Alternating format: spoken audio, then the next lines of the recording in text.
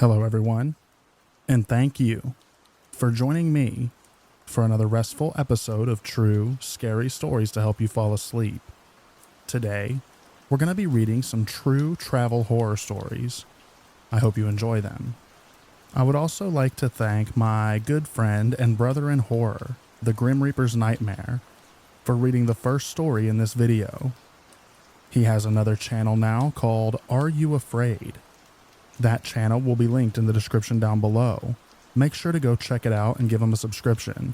It would really mean a lot to both me and him. But anyways, without further ado, lay back, relax, and enjoy these true, scary stories.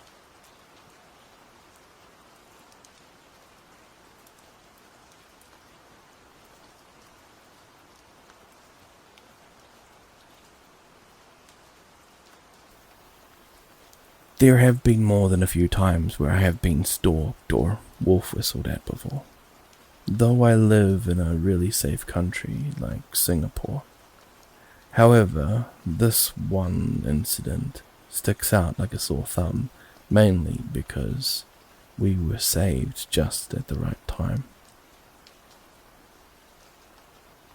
My childhood friend and I wanted to spend the day at this nice dam which was located in the midst of a forest area. It's a nice place for couples to smoozy and families to hang out. However, you can only get there by private transport. We were probably 18 then, and we got down at the bus stop and decided to walk by foot to the place.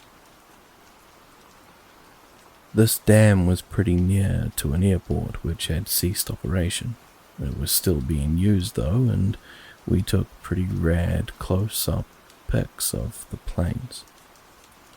So anyways, we were walking deeper inside the forest and unfortunately we got lost. We were at this industrial area and there was no human traffic at all. There were a few cars and taxis driving past, and the drivers honked at us as if warning us that we shouldn't be there.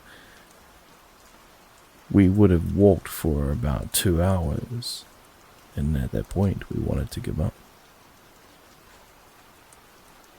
That was when we first saw this animal van driving past us. The driver slowed down and said something. I dismissed him as creepy and held on to my friend very tightly. About 15 minutes later, when I was trying to take a close-up picture of a plane, the guy stopped his van again and rolled his window down once more and asked us what we were doing out all alone. We gave him blunt replies to shoo him away. He said he could give us a lift, but we were really weary because the pickup van looked seedy. My friend wanted to get in, but I stopped her, and he went off on his way. My friend was on the phone with her boyfriend, and he got super pissed because apparently prostitutes kind of frequent that area, and that the place is known for illegal stuff, such as that. We were trembling at this point, trying to hail a cab, though we didn't have cash on us. About 5 minutes later, we were walking past the stipulated lane. We came across this huge group of construction workers. They were on the other side of the lane, and they were leering at us openly. They were wolf whistling, and all of them went quiet. They stood there watching us like a hawk, watching our every move, every step. There were about 11 of them. They all seemed eager, and they were speaking in the dialect I didn't know to each other. It seemed like they were plotting something. Just then, the animal van screeched and halted in front of us. The same man asked us to get in. He said he can drop us off wherever we want, and that we were really far away from the dam. At this point, we didn't argue and got in. True enough, he dropped us off nearby our houses, but not without childing us. We deserved it, I guess. And thank goodness that he was there in the nick of time, for God knows what could have happened otherwise.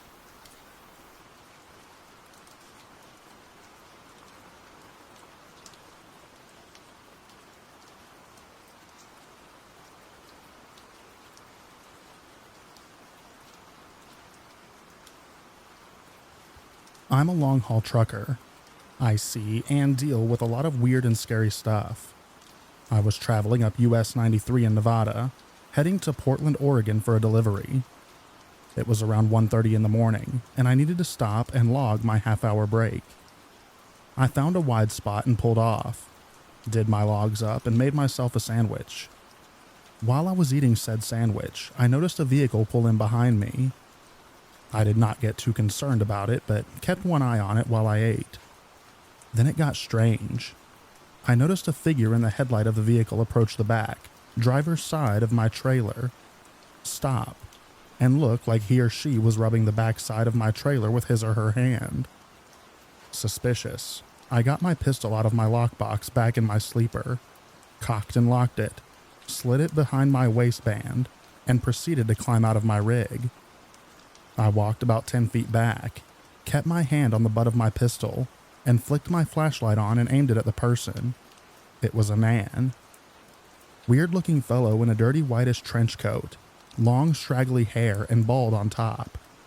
He was rubbing something on the side of my trailer. I hollered at him to stop what he was doing. He looked up at me, smirked, and without turning his gaze off of me, starts walking towards me. I backed my way to my door, keeping my hand on my pistol but not pulling it out. I didn't feel like my life was in danger at that time. I opened my door, climbed into my rig, shut the door and locked it. The dude walks up to my door, looks up at me, still smirking, and I'm thinking, what the heck?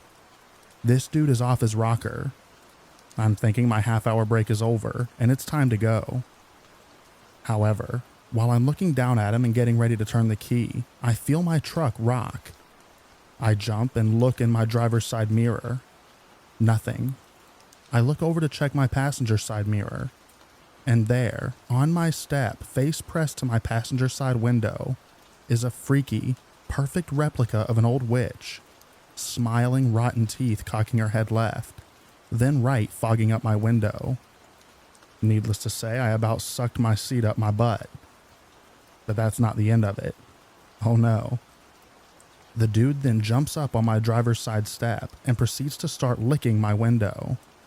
Then the witch lady starts smacking my window with the palm of her hand over and over.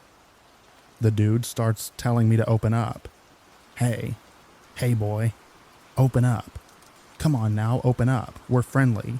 What you got in this trailer of yours? Anything good? Open up, boy. Now I feel threatened.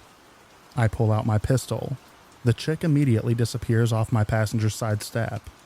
The dude laughs, jumps up and down on my step, then grins, touches his finger to his nose and then jumps off of my step. I fired my truck up and took off. Never did see any headlights following me, thank God. Disturbing travelers, let's not meet again.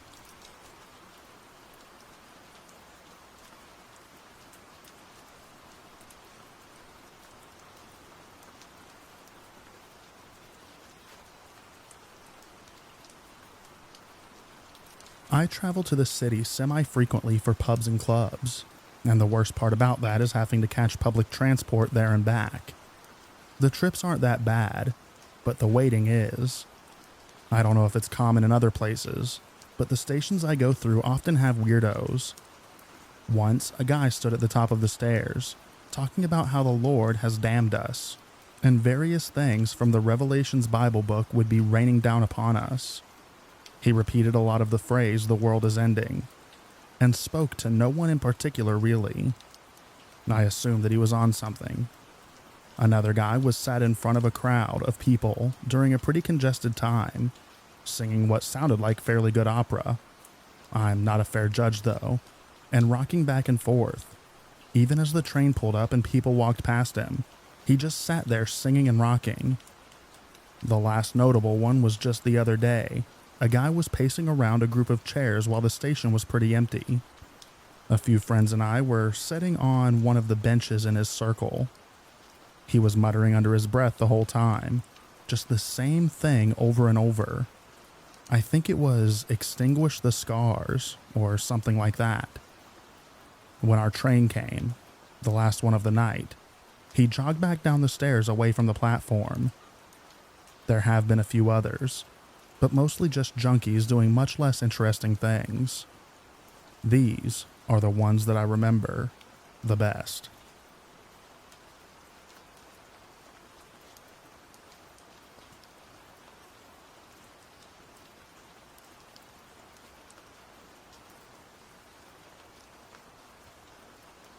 I've never posted to Reddit before.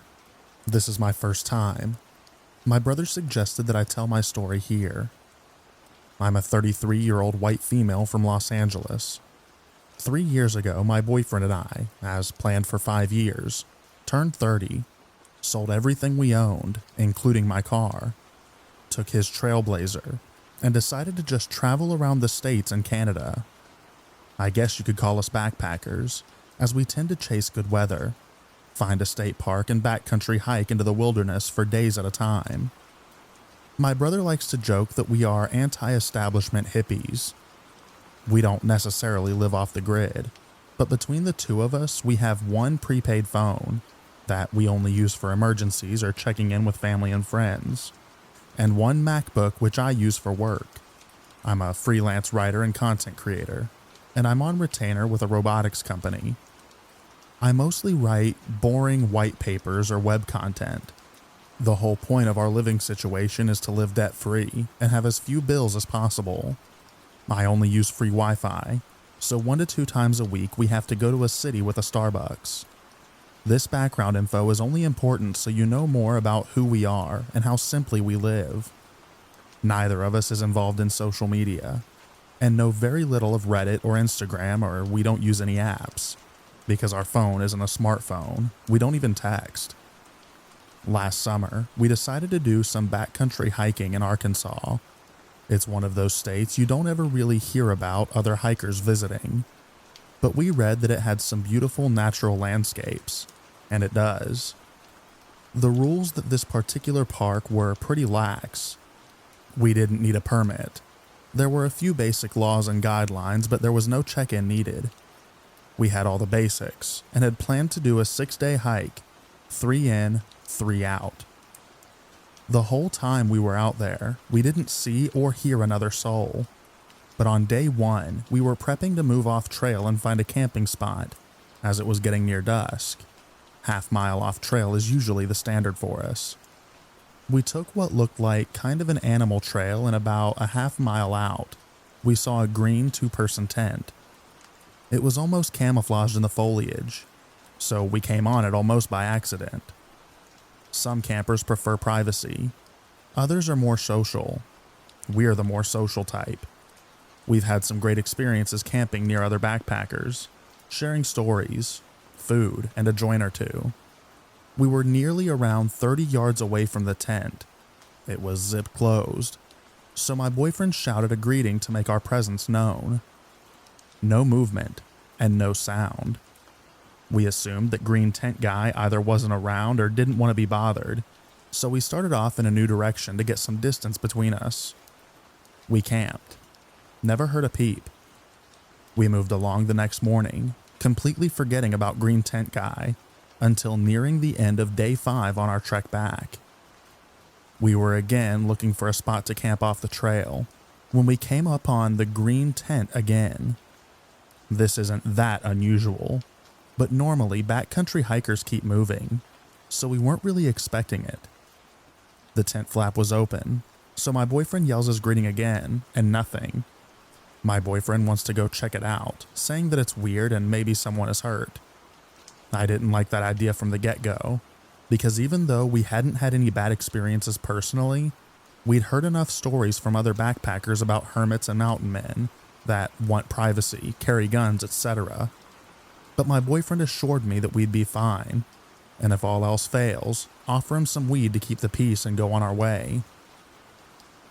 As soon as we get within 20 yards of the place, the smell of decomposition is intense. My boyfriend has been hailing his greeting over the last 20 yards, and once the smell hits him, he stops and turns to me and says, "What if we find a dead body?" My skin crawls.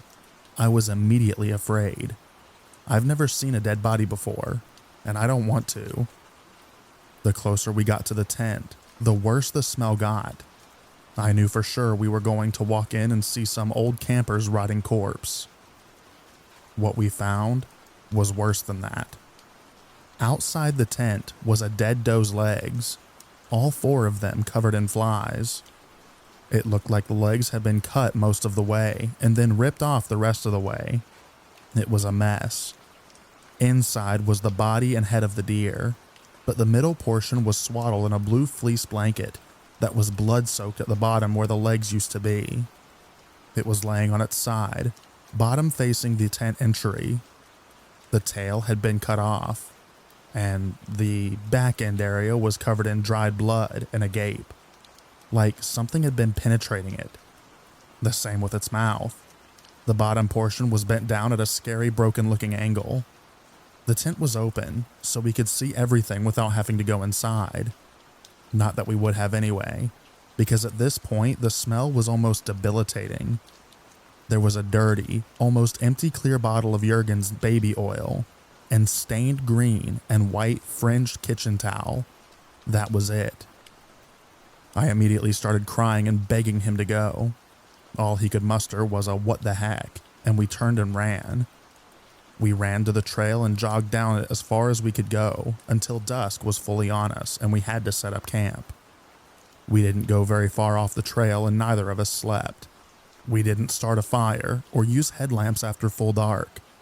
We just sat up, whispering to each other, going over and over what we had just seen. Every little noise startled us. It was like our brains were on red alert. I kept thinking that any moment a dead deer R-wordist would come back to his tent, see our footprints or something, know we were there and track us back to our tent. I've never been so scared in my entire life. Just before dawn, we tore out and started out. My boyfriend stopped at the ranger station on our way out of the park to report what we had seen. The ranger was a young guy around our age, and he looked as freaked out by our story as we were telling it. He wrote most of it down, and my boyfriend showed him on a map approximately where it had been. He asked if we knew how the deer was killed, and at that point we hadn't even thought about it. We just assumed it had been shot. But because of the blanket, we didn't see a wound, but we weren't exactly giving it an autopsy either. We have since shortened our backcountry hikes to a maximum of 4 days. We've also been a lot less eager to call out other campers, and have never approached another unmanned tent again.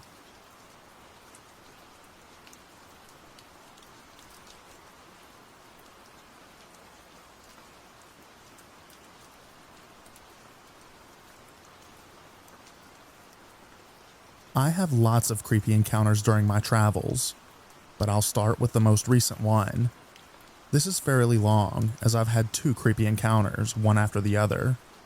For clarification, I am Asian with distinct Asian features, 5 foot 1 inches, small and in my 20s. Last year I went to Egypt with a big group of 40. For one night, we stayed at this beautiful villa-style hotel on top of the mountains. The layout for this particular hotel goes like this. There's a very long pool in the middle surrounded by villas with about 20 rooms per villa. Our group got assigned to the farthest villa from the lobby. It was around 10 p.m. when I decided to go out for a walk, to watch the stars and all. My grandma, who I was sharing the room with, was tired and went to sleep early, so I went out by myself.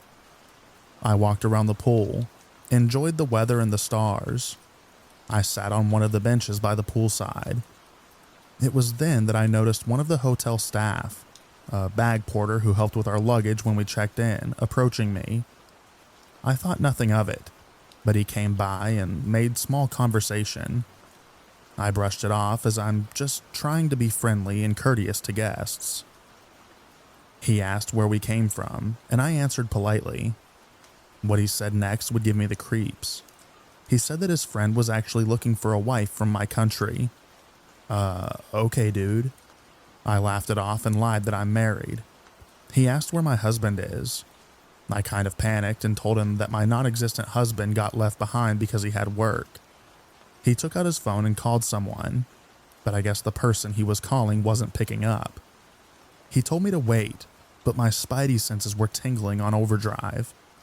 I had two options: to walk back to the villa as quickly as possible but risk letting this man know the room where I'm staying at with my grandma, or walk towards the well-lighted lobby, hoping that there are people from my group still there. I stood up and started to walk fast to the lobby. The man was still trying to call someone on his phone and tried to call after me, but I waved goodbye hurriedly. When I got to the lobby, I was relieved to see our tour leader, our Egyptian tour guide, and probably 3 ladies from our group still there. No more creepy hotel staff, or so I thought. In the hotel lobby, they have a bunch of souvenir shops set up. One of the lady I was close with, B, was browsing inside the papyrus souvenir shop. Our guide warned us beforehand that the papyrus painting they sell at this hotel is fake, or just generally low-quality tourist trap souvenir. So I went inside the shop to tell B about that, in case she forgot. Inside the shop was B, me, and 2 salesmen. One of them was standing near the door and blocking the only means of exit. B asked for my opinion between 2 paintings, and this salesman standing in front of us told us that these paintings have a different pattern show up that glows in the dark. He asked us if we wanted to see it. I firmly said no before B could answer. I had enough for the day and just wanted to go back to our room. However, this persistent salesman said something to this other man standing behind us, who then proceeded to close the door and the light switch. Crap. Maybe I'm just paranoid, but I do not like the idea of being in a pitch dark room with 2 men that I do not know. I could also sense that B was panicking, and she held onto my wrist. Like an angel in disguise, the door suddenly opened from outside, and it was B's aunt, who was also in the lobby with our tour guide, who shouted at us and asked us what we were doing. She motioned for us to come out quickly. I swear, I do not know what would have happened if B's aunt didn't open the door at that time. She made a fuss over it, and the rest of the group walked back to the villa together with our tour leader. On the way to the villa, B's aunt asked us if anything happened, if our phones and wallets were still with us and all. We checked our belongings and everything was fine. No one followed us back to the villa, and I was so happy that we were also checking out the next morning. So, creepy porter and salesman at this hotel, if I ever find myself back at this hotel, let's not meet again. Disclaimer: this is not meant to generalize or talk ill of a country. It just happened to happen in Egypt. It doesn't mean that Egyptians are creepy, but these hotel staff we encountered, regardless of nationality, acted creepy and unprofessional. It didn't matter which country they are from. Their actions are what led me to say that I don't want to meet them again.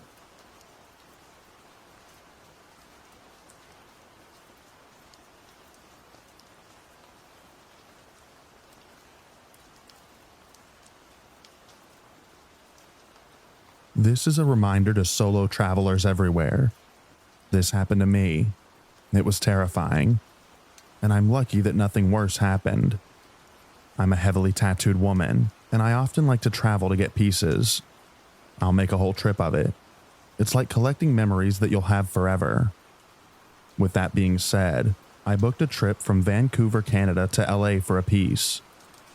I was going to be spending 4 days there with my girlfriend, but because my apartment was scheduled for all Friday, my girlfriend didn't want to miss a whole day of work while I'm in the studio all day. So we agreed that I would go Thursday night, get my tattoo Friday, and then meet up with her Friday night at our Airbnb.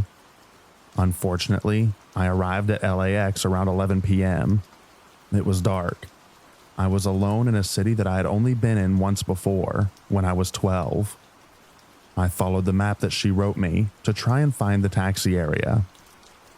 Eventually, I walk up to a spot where I see two taxi drivers standing, and one of them asks me if I need a ride.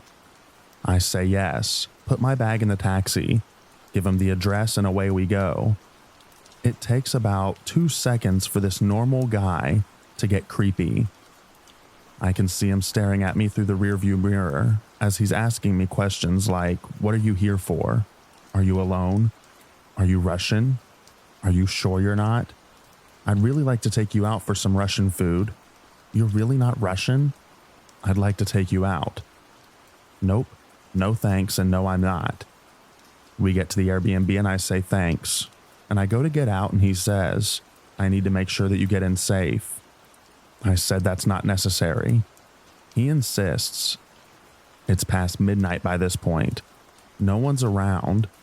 I'm in a quiet residential area and he's persistent. I walk up to the apartment door and there's a lockbox that I need to get the key from. This man was clearly hoping that it would not unlock the door, because as I'm typing the code into the unlock it, he's repeating the numbers back out loud. 9631. It opens, and I grab the keys inside and go, "All right, thanks, I'm good now." He says, "No, I need to make sure that you get all the way in." I'm panicking now. He follows me to the apartment door, which happens to be on the first floor, of course. Now he knows what unit I'm in. I open the door and slide in. I told him that my big buff boyfriend was waiting for me at this place. I'm gay. I am the big buff man. And he sees that no one else is in there. I say thanks and go to close the door. He puts his foot in the door so I can't close it and goes, "What? I don't get a hug?" I just wanted this man to leave, so I gave him a quick hug, pushed him away, and slammed the door. I slept with a knife by my bed and had to make sure that all the windows were locked. By the way, ladies, if a man is asking if you're Russian, what he's really asking is if you're a worker. I found that out later. I am so incredibly lucky that nothing else happened. I was really shaken up though, and I barely slept.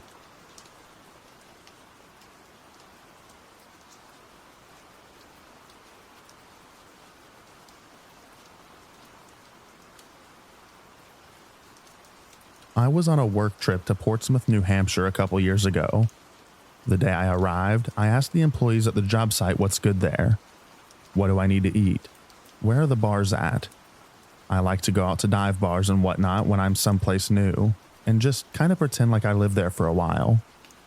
So I'm asking about downtown and music venues and all of that, and they tell me not to go downtown alone, because there's a serial killer that's killing men. I'm not a common serial killer demographic. I'm a stocky white dude with lots of visible tattoos. I wouldn't say that I'm intimidating, but there aren't that many places that I travel that I can't blend in to some degree. So I laugh it off and obviously go downtown alone immediately after work. So I'm wandering around, popping into bars for a drink at a time. In this small but promising downtown that feels old and kind of expensive, but also artsy in a New England coast town away. Long story short, I'm kind of bummed. Nothing's really going on, and I can't find a good patio to simultaneously drink and smoke on, which is my number one criteria for a pub always. So I'm about to call it a night, but I lean up against a wall outside of a bar to have a cigarette and decide if I want to go in or call it a night. And some dude walks out and lights one of his own and starts talking to me. Now at this point I've had a couple. Not a lot, but nobody I've spoken to really has a notion of anything cool happening that night, and a substantial part of me wants to see what this town has to offer and give it a go. So we start talking about punk and live music and what's going on, and he's super enthusiastic to show a traveler some spots. Of course, the whole time in the back of my mind are the comments about the serial killer. But whatever, he's smaller than me. I have a knife and a decent tolerance for alcohol, so it's worth the risk. He takes me to like 4 bars, a couple of which we have a drink at and feel out if it's worth hanging or not. The town's cool. He makes good conversation, but I'm definitely holding my drink as far away from him as I can. It's weird. I feel like I can only imagine women feel like every day. but I don't have a solid reason to break off the hang yet, and he's honestly putting forth a lot of effort to show me the spots, which is super cool and even more rare. So I don't want to crap all over it. But the whole night he keeps trying to get me to go to this one bar. I don't even remember the name, but it was high school themed, and he thought that that was really cool, which seriously unsettled me. Also, he kept asking me where I was staying, and I kept making up hotel names because it felt weird, but he kept calling me on it until I finally said something about the Roundabout, which was the name of a hotel and diner right next door to mine. When he made this connection, he lit up, sort of, like with satisfaction of solving a puzzle. So we go to the high school bar. He'd been to all the other ones. There wasn't anything going on anywhere, and it was right there. They actually had a rad solo act playing covers that I loved. So we're hanging, and I'm still stiff-arming my drinks. And then I realize it's been way over the 2 hours that I put on my meter. I gotta move my car or leave. But the night is just now getting good. People are showing up and there's music that I know and love. The high school bar has legitimately been the best bar so far. It was weird. And dude tells me that I can park on the street where there's plenty of spots since it's after whatever time it needed to be. Cool. I'll be right back, I say. But he's like, no, I'll come with you. And that's weird, but all right, whatever, dude, let's go. So I tab out, and my bill is way more than it should be. And I realize that he's putting beers on my tab without asking. So I tell the bartender to move that stuff to his. And we have a weird moment, but it passes. And we leave to move my car and hit the next spot. So he watches me move my car. Comments on the plates, since they didn't belong to the state that I told him I was from. And I told him it was a rental. We moved on to the karaoke bar. That's okay, where he tells me he's a high school janitor and that he'd invite me to sleep at his place, but it's just a small studio apartment. He asks for my phone number. I play it off and say that I appreciate the friendship for that night, but I don't give out my phone number like that. We smoke weed in an alley with a guy who looks like Sam Elliott from The Big Lebowski. It was weird, but all right. I go back to the hotel and go to sleep, feeling somewhat fulfilled in my experience in that town. The next morning I go to the job site and everything's fine for a while. And then my phone rings with a local area code and it's the hotel. Apparently the hotel caught fire and I need to come collect my belongings since my room was in an affected area. Holy cow. That's weird. Okay, I'll be back in a bit, I guess. I get to the hotel and it's surreal. Half the building had sprinklers going off. It feels like a war zone almost. The smell of burnt carpet and everything is pervasive. Everyone's weirded out. Apparently it was arson. Started from outside of the building, 3 feet in front of where my car was parked that night before. Nothing caught on camera, but substantial damage to the building. I can't prove to you that I met a serial killer and that he burnt down my hotel as a vindictive act born of rejection. But I can tell you that dude had major Dahmer vibes, and my hotel was 100% set aflame. Also, the suspected victims look a lot like me. I don't know, maybe it's bullcrap. But man, was that a work trip. P.S. The hotel transferred me to the Roundabout Hotel, right next door. When I got there, they gave me a voucher for 10% off breakfast at the Roundabout Diner, conveniently located downstairs.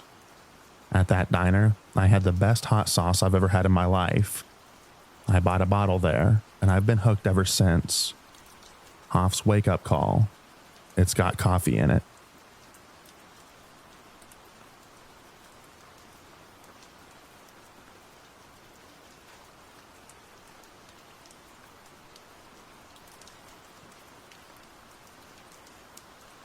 I got kidnapped in Bucharest, Romania within 5 minutes of arriving. I arrived around 5 a.m. in the morning, got off the train, was warned before I went not to use the ATMs in the train station, so I left to go find an ATM on the streets. As I stepped out, some guy came up and started talking to me in English, which was already kind of weird to begin with. As I kept walking, a taxi pulls up next to me, and I just felt the man's arms grab around my shoulders and throw me into the back of the taxi. He got in the front and the driver took off. They kept asking me questions like where I was from and what I was doing there. I told them that I was from China on an exchange. I'm actually from Canada, but Canadian passports are worth a lot apparently on the black market, and I tried to play it off like I was in a taxi and asked to be taken downtown. They were silent with me for the rest of the time, and we ended up at some random ATM. They dragged me out and made me take money out before leaving me there and driving off with my cash, wallet, ATM card, and my bag. I ended up walking about an hour and a half to get to the downtown area. You can see the People's Palace from really far distance away, and it's very central. And it took another half hour to find my hostel. The people at the hostel were super nice and helped me get back on my feet, let me stay for free, and gave me some food before I could file a police report and get insurance to help cover my losses.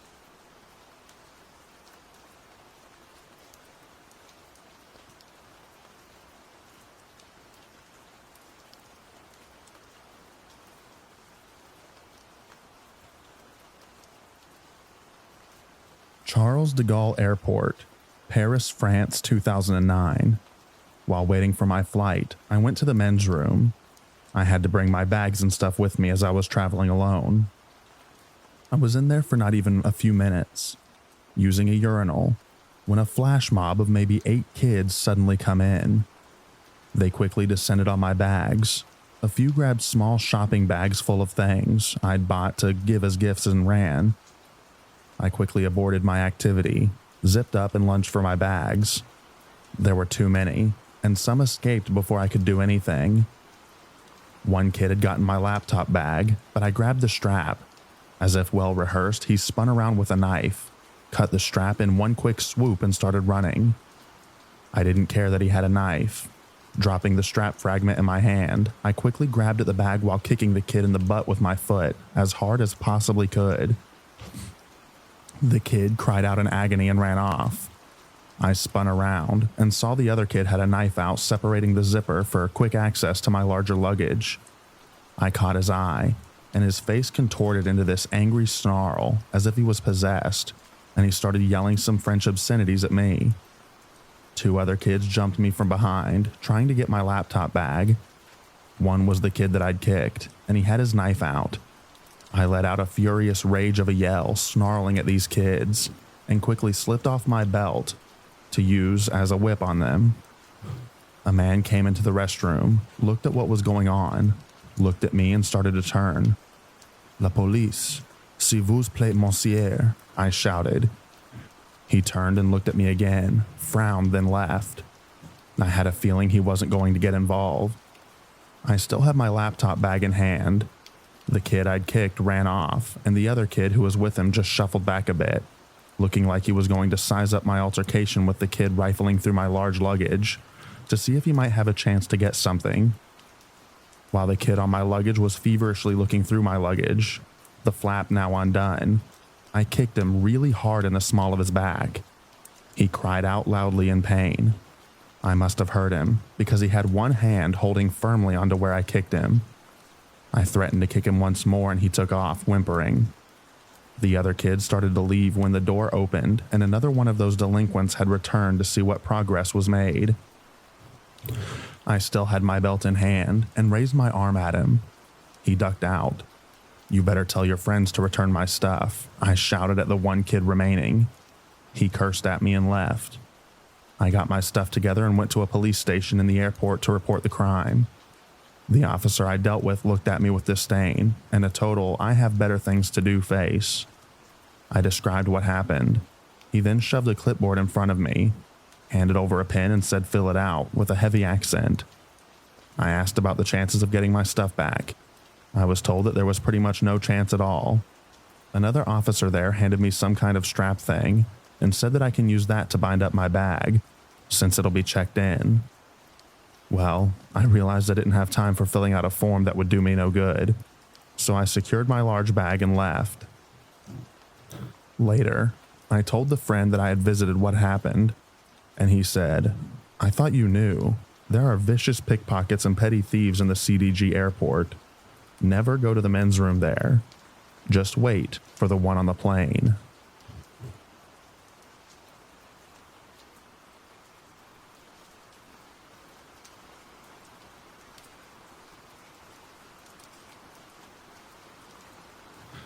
I was flying from Krabi, Thailand to Denver. It involved 3 connections: Krabi to Bangkok, Bangkok to Tokyo, and Tokyo to Seattle. There were long layovers, including a 13-hour overnight one in Bangkok. I have chronic incurable insomnia. I've been on sleeping pills for almost 20 years, and I cannot sleep on airplanes, no matter how drugged up I am. All in all, it took 52 hours to get from Thailand to my house. I slept for maybe 45 minutes in that time, in 5 to 10 minute spurts. I started hallucinating from sleep deprivation on the way back from Seattle. Nothing scary, just kept seeing divider curtains on the plane that weren't there, thinking a flight attendant was behind me when nobody was nearby. By the time I landed, I was seeing light visual patterns like the kind people see when they take a small dose of acid. Just knowing my brain was slowly ceasing its normal function was really scary. I was terrified that when I got home, I still wouldn't be able to sleep and it would get worse. Being awake for over 2 days straight was a really terrible travel experience.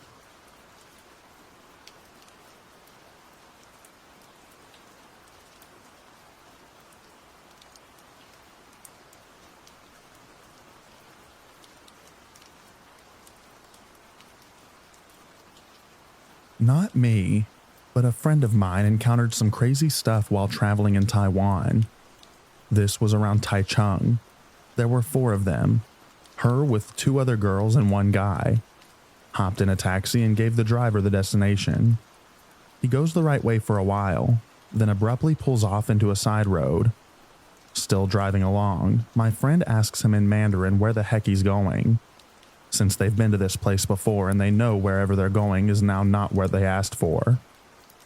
The driver says nothing, gets on his cell phone and speaks to someone on the other end in Taiwanese. No one in the car understood this language.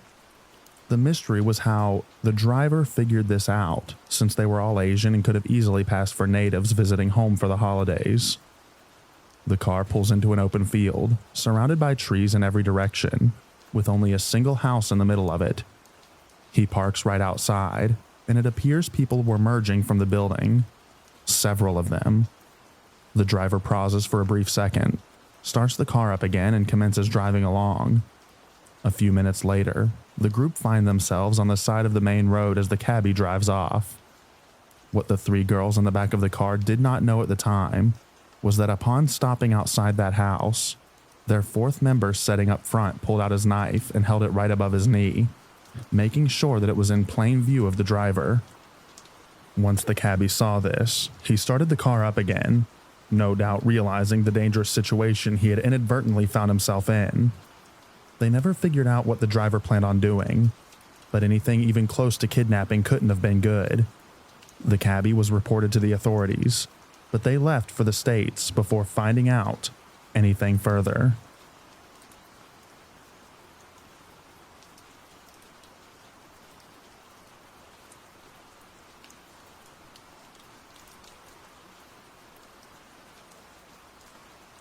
When I was in Indonesia, I was walking from my guest house to grab some dinner one night, and a group of 4 men started catcalling and yelling what were probably inappropriate things at me. I just ignored them and walked very quickly into the nearest building, which was a department store type place. They followed me in, and I was trying to just ignore them, hoping that they'd leave. I figured I was safer in a public, well-lit sort of place. They grabbed me, and I spun around and started screaming at them in English, so they probably didn't understand, but I reckon that they got the feeling. They laughed, but eventually left. The worst part was all the people in the department store, including other women who were working there, just giggled when they saw this happening. These men probably could have just dragged me out of the store, and no one would have done anything. I left Indonesia the next morning.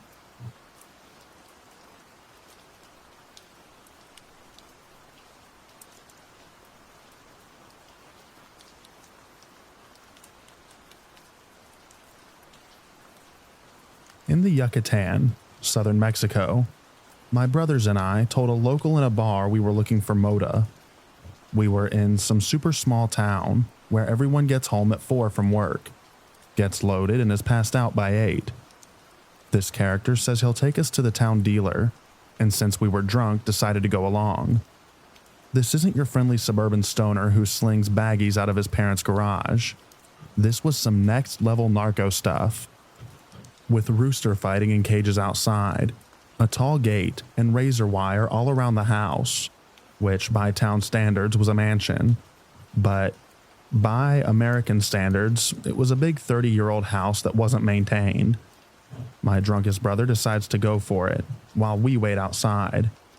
In a few minutes, I hear laughing, and he's being the life of the party, acting like the jolly drunk, American speaking Spanglish. He was in there half an hour, but since we didn't hear any bad sounds like yelling and fighting, it was okay. He gets escorted out and says drunken goodbyes, and pulls us along back to the bar by our pension. He tells us that was the most scared he'd ever been. There were 2 dudes with machine guns that he could see, and he was sat down in front of some bigwig with gold teeth. It was like a movie set, and he wouldn't have been surprised if there was a tiger in the basement to eat people. This area is known for kidnapping tourists, as well as hanging the headless bodies of competitors and law enforcement from bridges. He didn't realize how bad it was until he got in and saw that he was interrupting some kind of party. Everyone was pretty messed up though, and he just tried to be goofy and amazed at all their stuff, so they'd like him. They wanted him to party, but he said his brothers were waiting, and he had to bring us a little weed or we'd worry. He used the language barrier to leave against their request to stay, and do God knows what. Sober us realized the next day that it could have turned out terrible, and the weed wasn't even very good.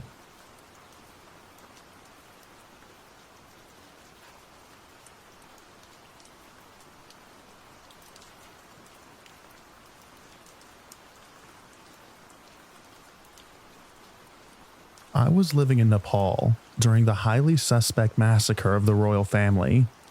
I was stuck in my house for 3 days, listening to some serious rioting going on outside.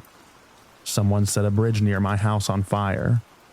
The boredom got me in the end, and I booked a bus ticket to the other end of the country. I had to ride my bike through a hail of bricks to get the bus stop pickup point, and I enjoyed a relatively quiet and uneventful 10-hour bus journey. I walked the Himalayas, ate lots of dal bhat, got giardia, saw some wonderful mountains. When I returned, Kathmandu was back to normal. Everyone was rather nonchalant about the whole thing. All the men had shaved heads and it was all back to normal. The change was really rather eerie. It was like nothing happened. Apart from my bike, it had 7 shades of crap kicked out of it by the rioters. Poor bike.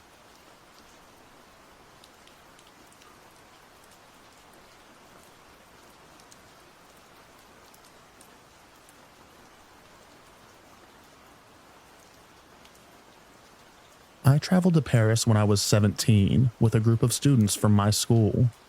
We were told to keep our money packed away safe and to never talk to the street vendors, especially those who were making bracelets on tourists' wrists. These men make bracelets and then charge exorbitant fees, and if you don't pay them what they ask, they will threaten you or physically stop you from leaving the area. I was paired with another young girl when we were traveling to the Sacré-Cœur, and a man approached us wanting to make a bracelet for us. We declined, but he wouldn't take no for an answer. He kept bothering us and following us up the hill while we were still saying no. At one point, he grabs my wrist and starts trying to work. I grab onto my friend and he's pulling me into the other direction. He starts screaming at me and pulling me harder, and I'm not sure what to do at that point. My friend starts screaming for the police and he took off. Unfortunately, the same thing happened to one of our other students, who didn't understand that the man was not going to let him leave without paying 20 euros. The student tried to leave, but the man was threatening to follow him and kill his family, and do all sorts of terrible things. The student took a picture of the man, and the man snatched his camera and took off. Tourist destinations are crazy.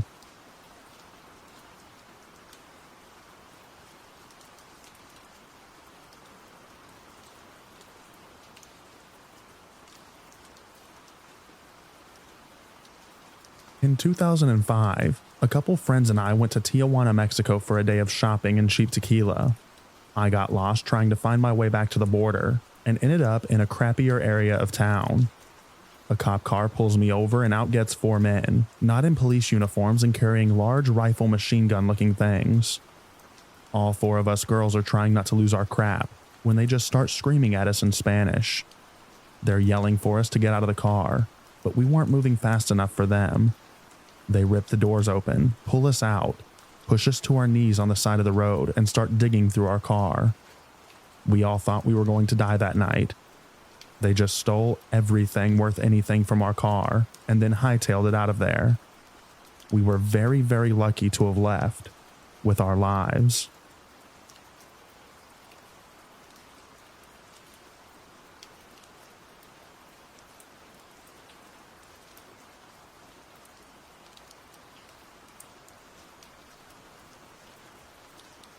During university, I went on an education-sponsored trip to Singapore. Everything was amazing until the last night that we were there. We went to a club that was a bit of a trek from the hotel. I ended up being way too sober to continue partying, so I hightailed it back to the hotel with my boyfriend. Everyone else stayed behind, but eventually split up at last call to catch cabs and such. A guy and a girl from our group decided in their drunken stupor to walk back from the hotel. They somehow, in some weird way, ended up wandering into the Singapore port. Keep in mind, the port is the livelihood of Singapore. They didn't even realize it until a port authority car pulled up to them and told them that they'd give them a ride back to their hotel. They were friendly about it, so they hopped in. What happened next was insane. I get a call to my room at 4 a.m., and someone in very broken English is asking if I know these 2 people. I was sharing a room with the girl. First, I thought that it was a prank by a friend, but then I freaked out when I started asking if they're okay, and this really eerie laugh was heard on the other end. They wouldn't give me their name or location. That gut-dropping feeling when you realize it's not a joke and something is seriously up. Turns out the port authority arrested them, turned them over to their version of the state police, and were accusing them of being spies who had scaled the wall of the port to gain intel on trade. Both of them were separated, interrogated, guns were pulled on them in order to get them to fess up. They were taken to the walls of the port and forced to explain how they scaled them. One cop told one friend that the other guy had already confessed, so they might as well turn themselves in too. These people were totally crap-faced when I left them a few hours before. I could only imagine the sobering fear. It took the rest of the group and the hotel front desk staff hours of calling to finally locate where they were being held in the city. Luckily, we met a super successful businessman/lawyer living in Singapore, but from our hometown a few days before. We called him up and asked if he could help us. He went to work on it. 12 hours later, with the threat of our government getting involved in the mess, they finally turned our friends over to us. We got out of there pronto. We think someone messed up their job at the port that day, left a gate opened, and rather than admit fault, they would get these young students to take the fall. Thankfully, neither of them gave up, because God knows how insane their punishments are over there. Moral of the story? Take a cab.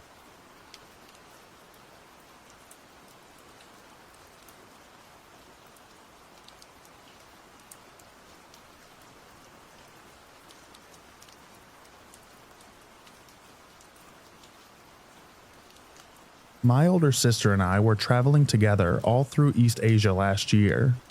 We were in Laos and wanted to find the fastest way to meet up with a couple of friends who were in Vietnam. We decided to hire a private driver to take us there. The driver explained that he could only drop us off at the Laos/Vietnam border and that there would be tourist buses at the border that could take us into the city. When we arrived at the border, we got out of the car and the driver drove off. My sister and I walked up to the window of the only person working, got our visas, and walked across. Immediately, we noticed there were no buses, no hotels or shops, and no people around. It was 5:30, and the sun was about to go down. All of a sudden, We see a group of men approaching us on motorbikes. They surround us in a circle and one of them says in broken English, "Where are you going? Need ride?" My sister and I looked at each other and realized that we have no other way of getting into the city. We tell the man where we want to go, and he tells us the city is only 15 minutes away and that it would only cost us $12 to take us there. This all sounds great, except when he mentions that my sister and I would have to get on separate bikes. We decline his offer, unsure of how else we'll get into the city. We start trying to walk away, but the bikers try grabbing our arms and following us. They try to haggle and convince us to get on their bikes. We see a garage door open a few yards away, and we head towards it. An older couple is watching television inside, and we ask them for help. The bikers had followed us there and started shouting at them in Vietnamese. The couple looks at us in confusion, and my sister and I realize they were probably trying to somehow persuade them to not help us. My sister then looks at the couple and says, $70 drive to city, and points at the car sitting in the garage. The older lady shakes her head in agreement, and then looks at the bikers and shouts something to them in Vietnamese. The bikers try to convince us one more time to get on their bikes and start laughing. They finally realize there was no convincing us, and they leave. We get in the car with the older couple, and they start driving to the city. The scariest part is that it took over an hour and a half to get there, when the bikers said only 15 minutes. Just thinking what could have happened to us if we got on those bikes gives me the chills.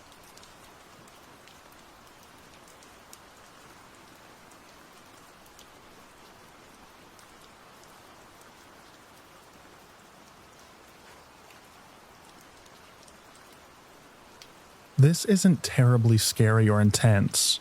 More of a, I wonder what that was and what would have happened scenario. When I was 18, I traveled to Ireland with two of my girlfriends and one of their younger sisters. We are from Canada. My one friend, both of her parents are from Ireland, and so we were staying with a variety of grandparents, cousins, etc. One day we were dropped off in Belfast and told where to meet the family member, I don't remember who, at a specific time and place so we could sightsee on our own and do a little shopping. We were in a very busy shopping and tourist area, tons of people around. As we were walking around, this young guy in his early 20s walks up to us with a clipboard and asks if we would like to participate in a survey. Being young girls, a cute Irish guy talking to us turned us into idiots. As he was asking questions about what we thought about the shopping district, what we like to spend our money on, I was watching the guy write down the answers. First of all, his clipboard had only a blank piece of paper with no listed questions. And secondly, I watched him sloppily kinda write down my friend's answers. I've always had amazing intuition, and something didn't feel quite right to me. I thought we were in a busy place with tons of people. A cute guy is talking to us. I'm just gonna see where this goes. I was also the less sheltered one of the group and was definitely suspicious. He tells us that we were randomly picked to come back to the office, that we've won a prize, so he wants us to come with him. He walks very quickly through the crowd and keeps trying to get us to move faster. I quickly say to the other girls that something feels odd and to be careful.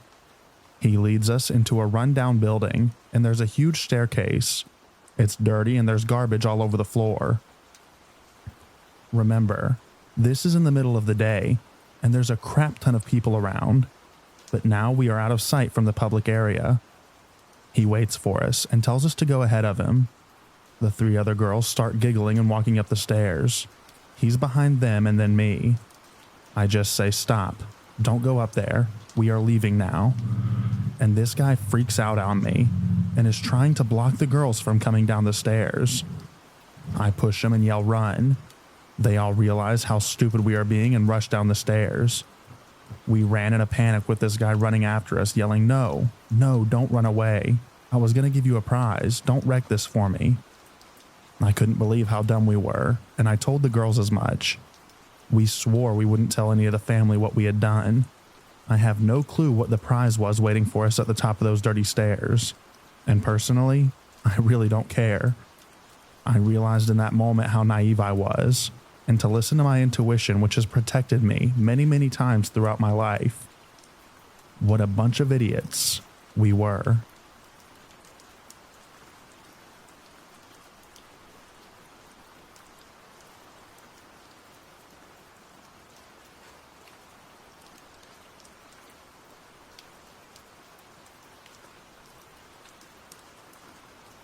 I had something happen to me in Nassau, Bahamas. My mom and I were waiting for a bus one night outside of our hotel on my 17th birthday. What we didn't realize is that we had missed all of the buses that day and were basically waiting for nothing. We didn't want to take a cab because the cab drivers kept trying to rip us off. But anyways, while waiting for the bus we thought was coming, a local guy pulled up, maybe 30 years old, and he asks if we need a ride. Right before we could say anything, another car with a local lady pulled up in front of that guy's car. She rolled down her window and told us to never take a ride with a stranger, as it was very dangerous. After that, she drove off. Now, we were going to reject the man's offer for a ride anyways, but this definitely made it official. We walked back to the guy's car to politely decline, and right as we did, he started screaming and cursing at us. Then I looked over in the passenger seat through the window, and there sat a police baton. I grabbed my mom's hand and we ran back towards the hotel, which was luckily right in front of the bus stop. The guy left tire marks on the road as he sped off. Just goes to show that you need to be careful of how you get around in foreign places.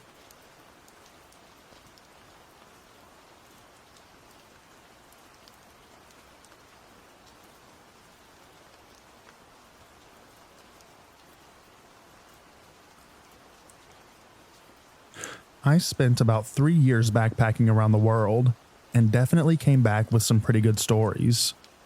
Here's a kind of interesting one.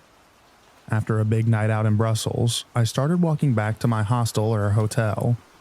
I was staying in the worst part of the city, so things were already a bit sketchy since it was probably around 3 a.m. As I came into the neighborhood I was staying in, I passed a small bar with muffled music coming out of the door. I couldn't see what the scene looked like, but thought, hey, why not? As soon as I walked in, I realized that I might have just made a big mistake. It turns out that this was the Congo bar. Now, I'm a 6'2" blonde guy who doesn't typically feel small in a room, but I felt tiny. There were about 40 guys, no women, all from the DRC, and these were some big boys. Immediately when I walk in, a guy grabs me, slams a glass in my hand, and fills it from his beer bottle. I think that these guys were just thinking that I was either crazy or had some big cojones. Anywho, we start slamming them back when I notice a huge guy on the other end of the bar staring at me like he wants to eat my children. We make eye contact, and he just starts screaming at me in Congolese. Immediately, everyone focuses on this one-sided exchange, and the bar quickly splits down the middle. The guys who were giving me beers, there were about 8 to 10 of them, start screaming back at this guy, who's now been joined by his buddies. So little 22-year-old me is sitting there with 20 to 30 giant Central African dudes who are just screaming at each other on this 20-foot by 30-foot bar. Not a word of which I can understand. The only thing I know for sure is that I'm the topic of the conversation. Finally, the guy who started screaming at me left and things mellowed out. But for a while there, I really didn't know how things were gonna turn out.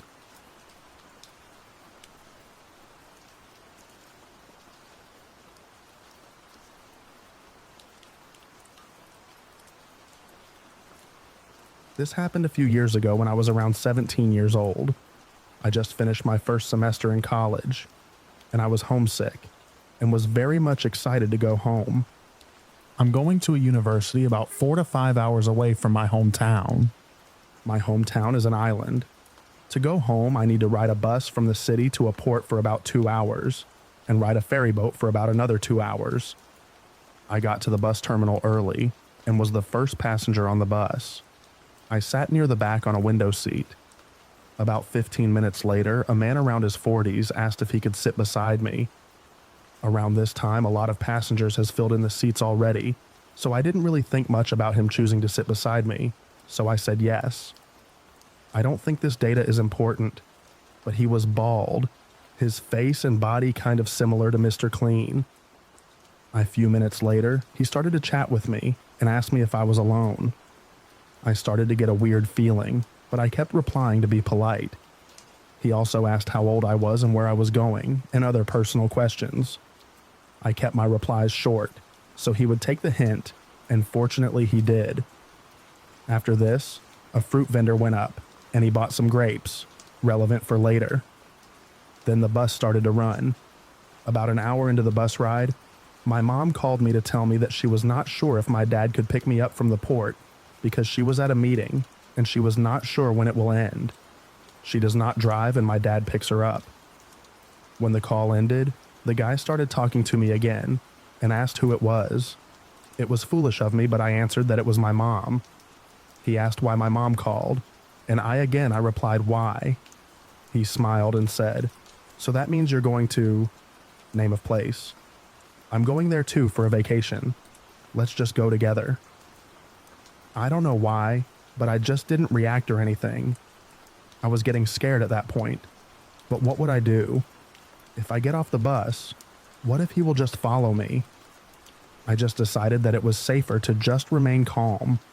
The bus is full of people, so if he does anything to me, I will just scream. A little later, he started eating the grapes that he bought, and he offered me some. I declined because I actually don't like grapes, but he said, "Just take it. You saw me buy at a vendor, right?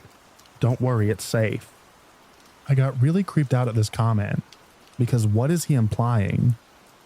I declined again, but he kept insisting for me to get some, and would nudge me with his elbow, so I just accepted it so he would stop talking to me. We arrived at the port and he still followed me.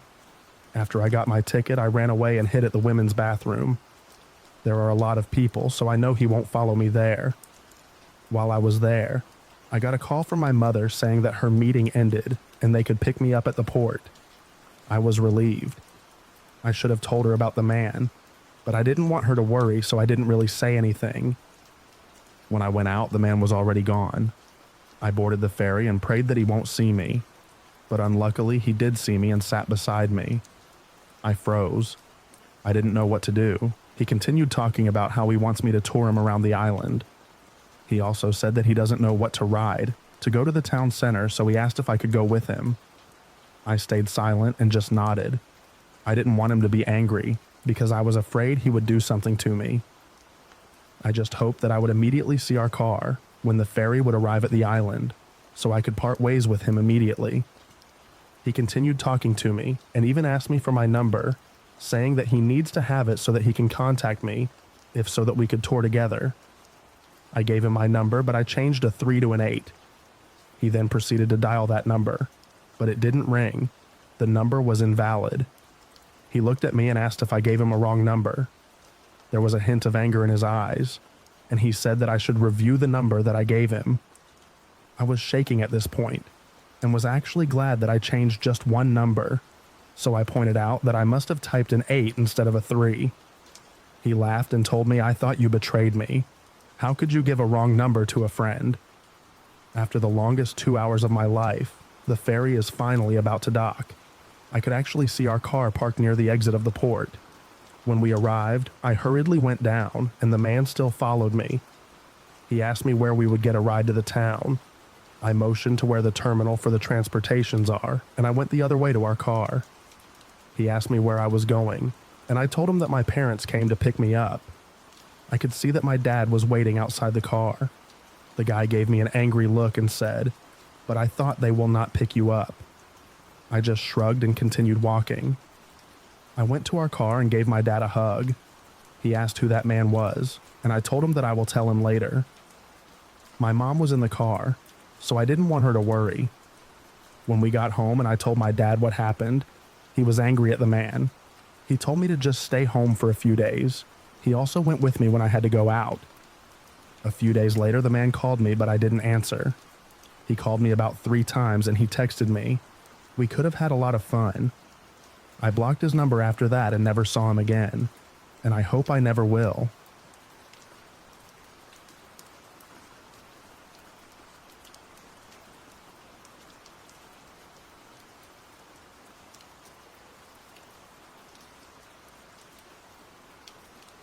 I was a 22-year-old female, and I had always wanted to travel on my own, so I saved up to do 3 months of backpacking around Europe. My first night away, I was in a hostel in Burgess. In the adjoining bar, I met a guy who seemed lovely. We chatted for a while. He bought me a drink and offered to show me around the city the next day. I accepted. I am now 28 and I've been on many solo trips, and I cringe at my naivety in this situation.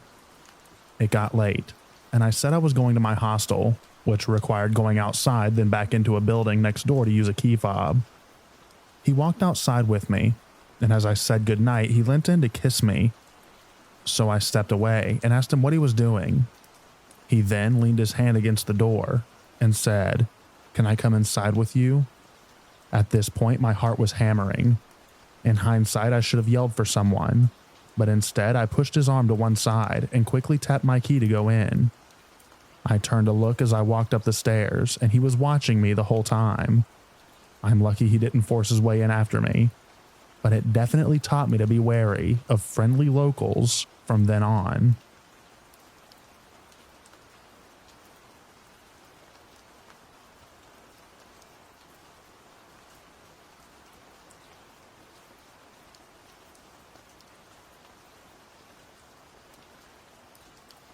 I've been browsing this sub for quite some time and thought that I would share a story of me and my friend traveling abroad that could have gone horribly wrong.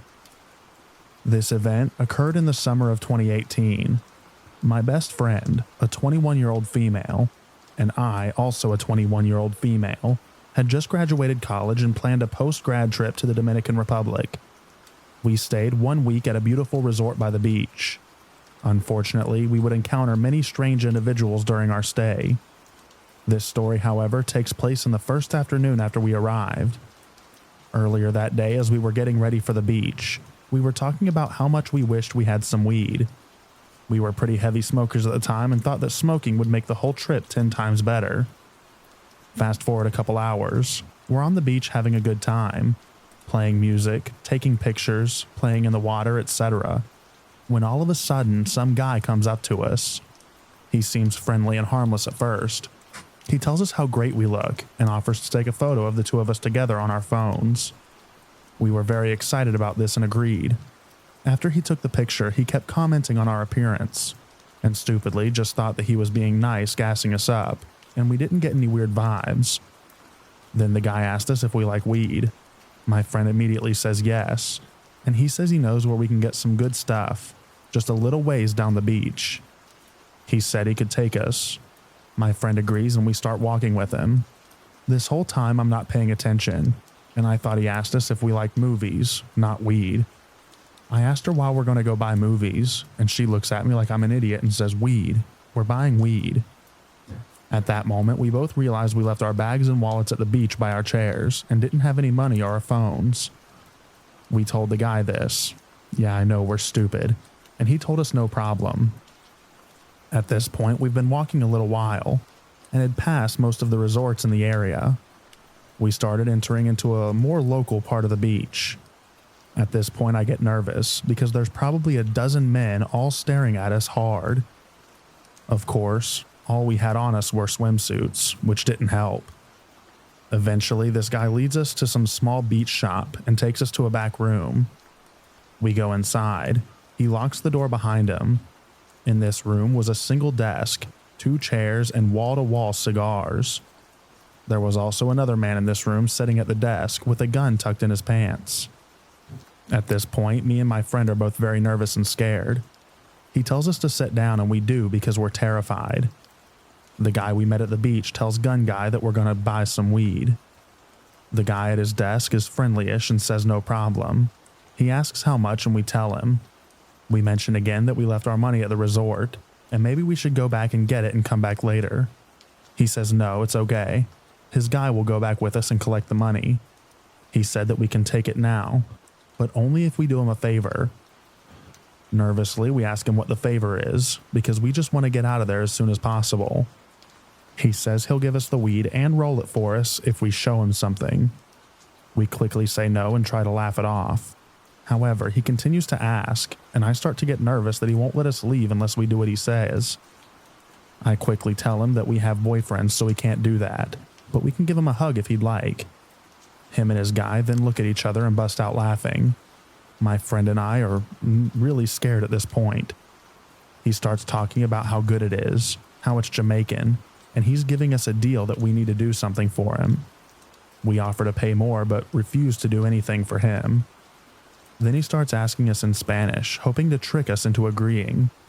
My friend, who did not speak Spanish, just answers yes, hoping to appease him so we could leave. Luckily, I understand some Spanish and quickly said no. We insisted that we need to get back and we'd pay extra, but we're not showing him anything and he needs to stop asking. The man gets annoyed and says something to his guy. He rolls the weed and tells us to get out. We were so relieved to leave this room. Luckily for us, the guy takes us back to our resort, collects the money and leaves. We start laughing about how crazy that was and how it could have gone way worse, but at least we got weed and we're alive. We were very dumb and naive. Then, out of nowhere, a staff member at the resort comes up to us angry and asks where we have been and who that man was. We looked at him shocked because we didn't know him, and he was practically scolding us like children. He told us these men are not allowed at the resort and that they come to the beach hoping to lure tourists. They're very dangerous and that we need to stay away. We lie and say that we don't know what he's talking about and that we'd appreciate the concern, but we're okay. We didn't want him to know that we had weed on us because it's illegal and not allowed at the resort. He finally leaves us alone, but for the rest of the trip, wherever we went, that man was always lurking in the background.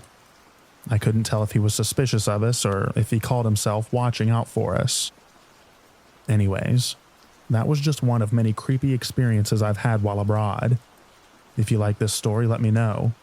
Maybe I'll tell you about the time that we were almost kidnapped in Prague by our Uber driver.